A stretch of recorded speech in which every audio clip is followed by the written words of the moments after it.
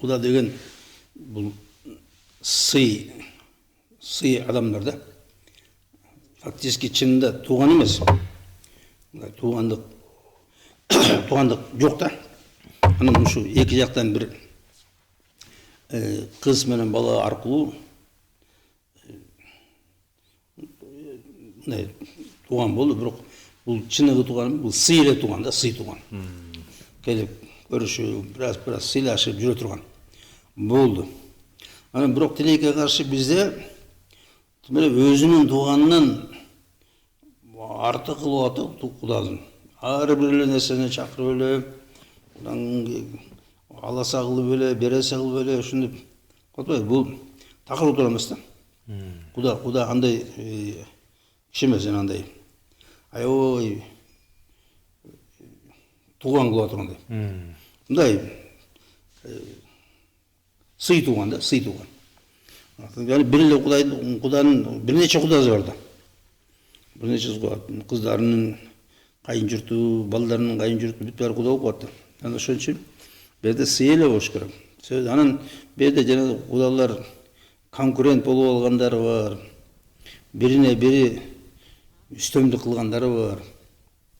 Бири-бирин кемситкени бар. Анан эки жаш урушуп кетсе, вообще душман болуп алгандар бар да. Ошон үчүн Кудан менен аябай мындай сыйда болуш керек да. Көп эле көрүнө бербеш керек, көп эле аралаша бербеш керек. Ошо аралашпаш керек. Чакырганда да ар бир эле тоюңа, ар бир эле ашыңа бүт баарын чакырбаш керек да. Мына мисалы мына көл жакта, Нарын жакта, Жумга, Атбаш жакта өзү Кудадан автобус болуп барат экен да. Ал туура эмес. Бир жамаат болуп. Жамаат болуп, анан барып бир жылкыны жеп коет. Өздөрү алып келет экен бир жылкы. Ошо бир жылкыны жеп коет экен өзү. Анан ошо кереги жок андай, урматтуулар. Мына өлгөндө алып барыш керек эмеспи? Алып барыш керек. Жок, өлгөндө вообще жок. Өлгөндө анча киши да келбеш керек. Өлгөндө 2-3 эле киши келиш керек. Кудан. Аз эмес. Анан аш берип жана кара аш көтөргөнгө эч кандай милдет жок. Куданын тиешеси жок. Келип сен ашың менен. Бул аш деген урматтуулар оокат деп сөз, оокат. Анан сен барып Кудаңдын оокатын коноктордун тосконго не тиешең бар сен? Сен өзүң сый конок болупсуң. Жок андай. Дөнө бул салт билбес да. Салт билбей, ушинтиш керек экен. Бирөө эрişти барып койгон, анан кийин бирөө жетелеп барып койгон. Ошо менен салт болуп кеткен да. Андай эмес, бул Куда деген сенин ашыңды көтөрө турган эч ким эмес. Андай киши эмес.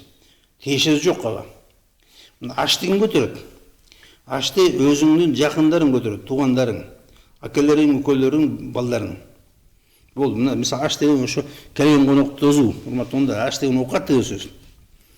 Анан мен мисалы мындай айтам, талашып атпайбы, кыргыздын салты деп бул деп. Урматтуулар, бул кыргыз салты, бул мусулманчылык.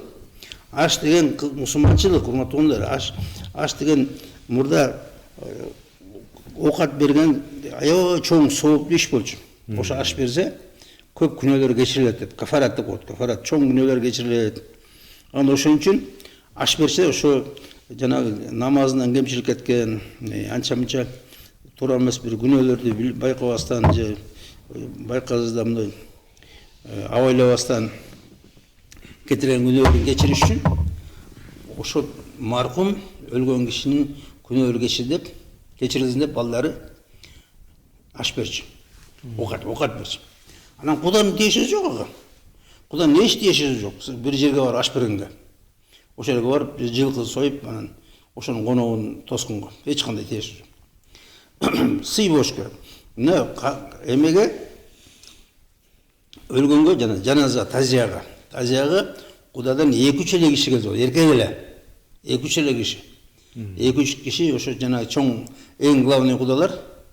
Эгерде жанагы эң чоңу картаң болуп, жана жол көтөрө албай турган болсо, бир себеби болсо, анда үкөлөр бар да, ошо главный Кудалардан. Ошо экөө же үчөө барат көз көргөзгөнгө, ошону көз көргөз дейт. Барып, ошо көңүл айтат, анан кайтат. Болду. Урматтуулар.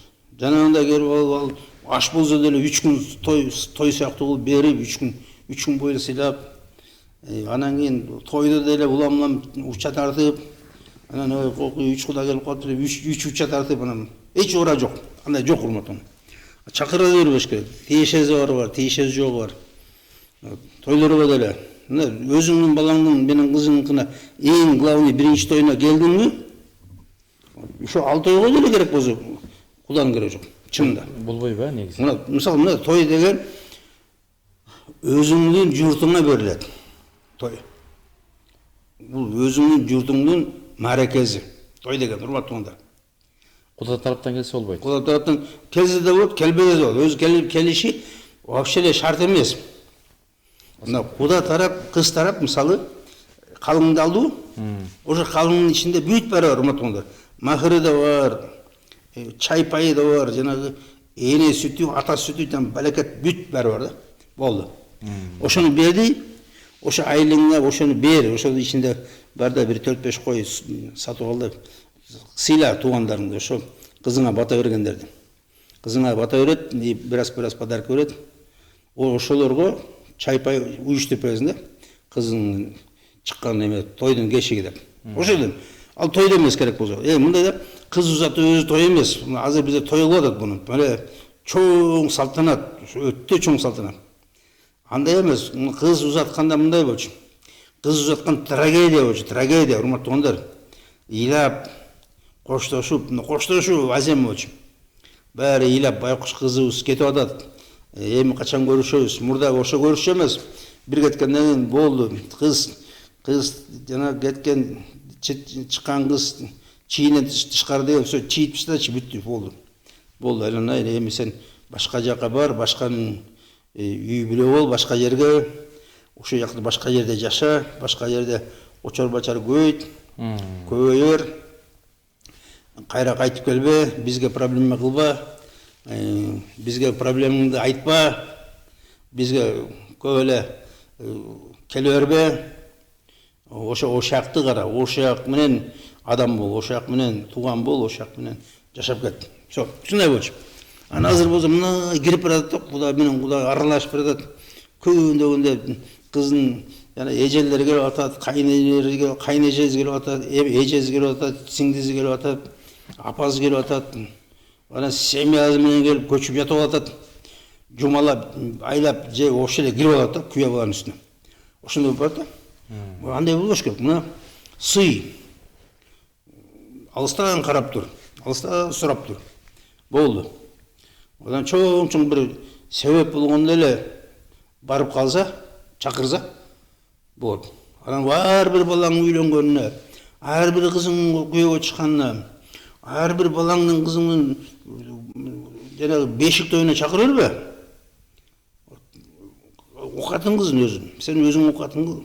Ал өзүң. Сен да уламдан чакырып берет, сен да уламдан чакырып бересиң. 5 балаң, 6 балаң болсо, 6 балаң 6-дан тугса 36 бала, 36 той. Эмне деген эме.